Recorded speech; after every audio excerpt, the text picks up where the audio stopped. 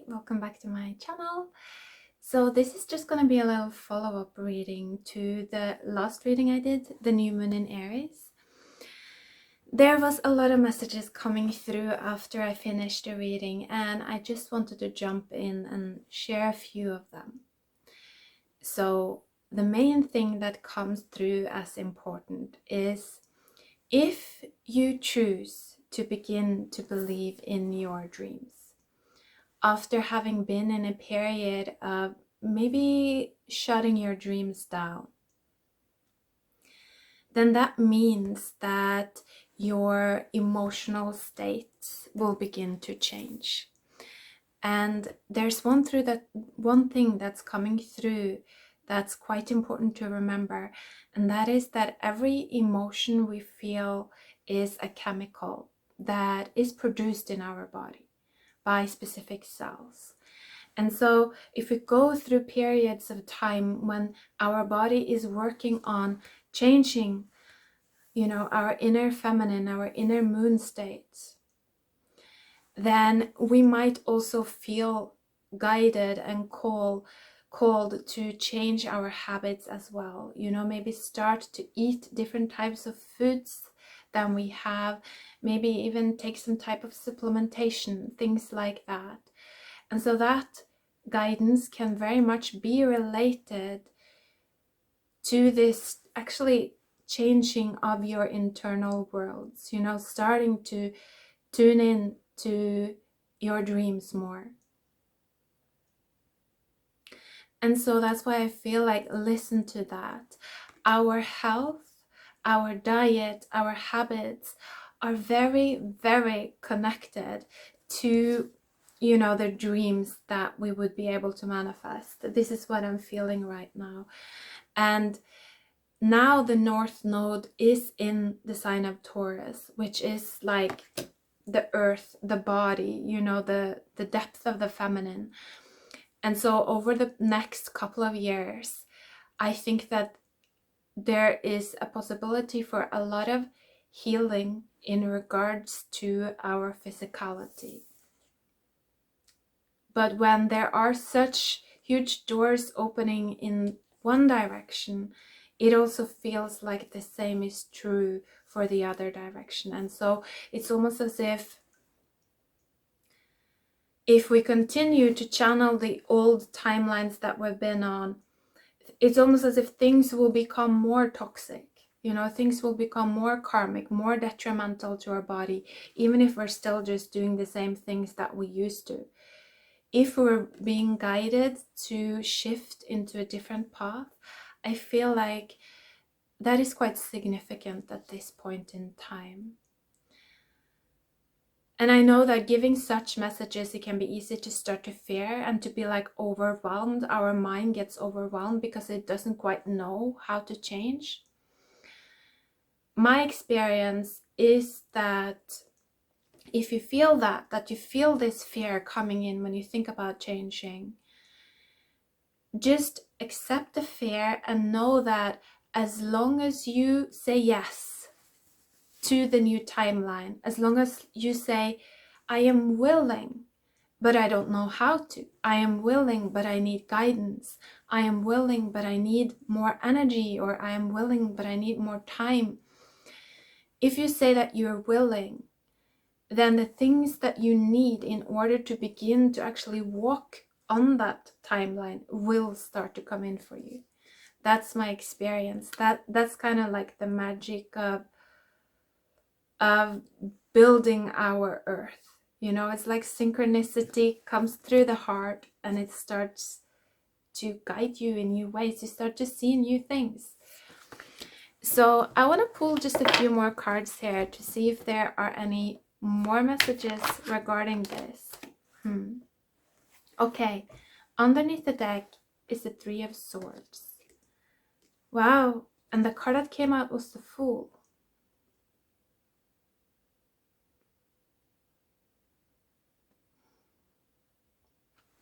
And underneath the Three of Swords was also the Magician.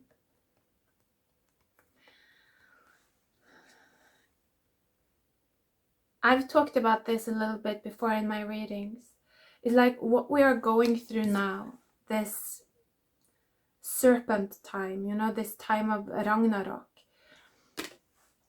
It's like we are moving from an old one, you know, an old I, an old number one, into a potential one, if that makes sense. It's like we're moving from the number one into zero, into another number one. But a lot of the times our egos aren't willing to do that. We aren't willing to just let go of our old identities, let go of our jobs, our whatever it is. It's like our mind starts fearing that. We're not so used to just releasing and letting go and just like letting things leave us. It's not so easy for us at this point in time. And so that's why we tend to go through this period of just like, it's like almost as if our hands get cut off. You know what I mean? It's like we lose our ability to control the external events, and we go through this period of loss. Like that's what happened to me when I started my awakening process, and I kind of chose to ignite it myself by will, by doing some types of rituals and things, because I just felt so strongly that it was the time for me. I needed to do that. But I feel like for people that haven't done these types of rituals or had certain experiences that took them into that process before, now is the time when you will start to experience that. Because it's happening on a collective scale now. It's like we're losing the old one, the old way of manifesting. It's all being scrambled, and we're learning how to manifest in new ways, you know, through new gods, new archetypes, new kind of creative forces. And so that's why it's like everything is shifting internally, but also it's going to start to shift externally. And so I think it's important also to not fear so much this heartache.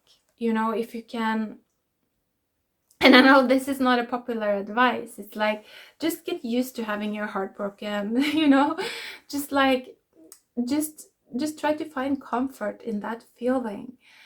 I know no one's gonna listen to that, but if you're already in that process, the ability to just stay with yourself through this breaking of the hearts, knowing that it's not gonna last forever, I find that it actually brings relief over time.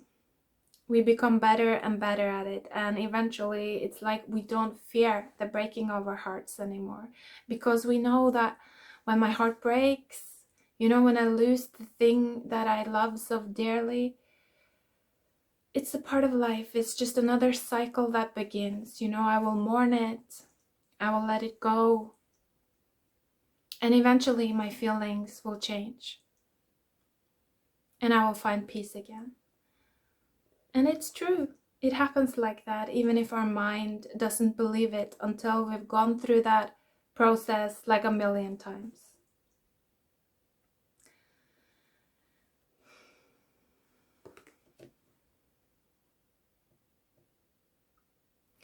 It's almost as if there is no better medicine to fear, the fear of loss, the fear of heartache, the fear of shedding, than experiencing it over and over and over.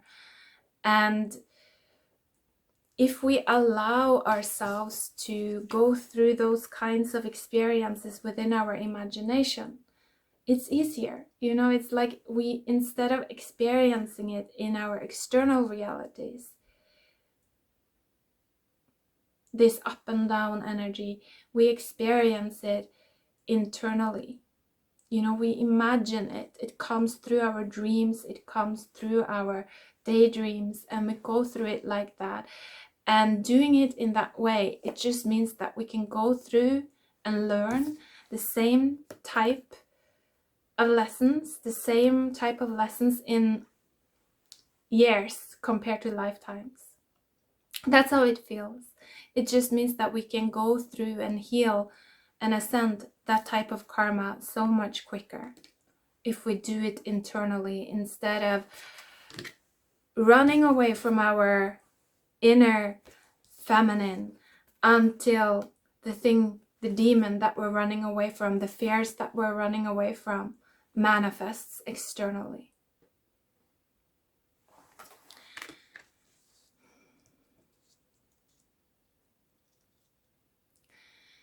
Also, underneath the Magician and the Three of Swords was the Empress, and there's just something here about the power of learning how to just find some kind of comfort within each moment, just like mentally. I feel just the ability to accept that right now I feel like shit. I'm not gonna do anything. Like, I'm just gonna exist, sit here, breathe, lie in my bed and wait until this wave passes, because it will always pass. It will always pass if we just let it flow through.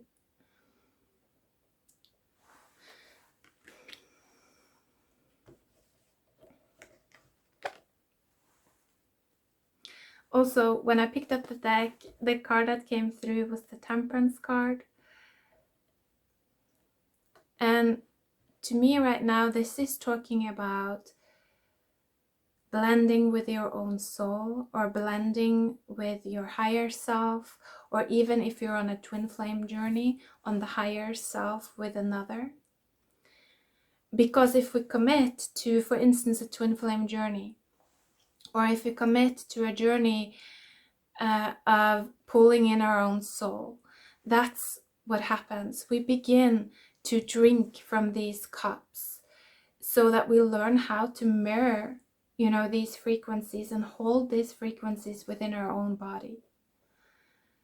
So that's, I think, what happens also on the twin flame journey. Is just because we communicate so much with the higher self of that other person, it's like we become their mirror, like physically, because we allow those feelings to kind of enter our body and become a part of our body over time.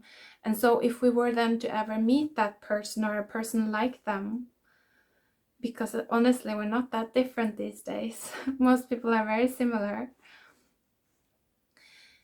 it's almost as if then we would be the expert, on how to love that person, or how to love that timeline, how to nurture that timeline, how to nurture that person, whatever it might be. And so there's something really powerful about allowing this part of our imagination to guide us and to show us the different paths that we can choose to integrate. But it's not easy for the ego, because the ego has to be shed. The old way of orienting, the old number one, the old big light, the big magician, the ruler of everything. This one has to be shed, because the ego knows nothing about that new world that comes through the heart. It's never been experienced before. It doesn't believe in it even. And so that's why it's not easy.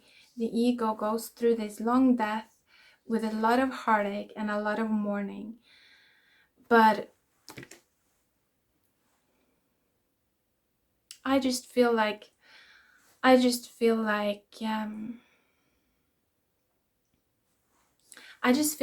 the path of the new dawn. That's what I feel like. So I'm gonna end it here. I hope that you're doing good as always. Take care. Bye for now.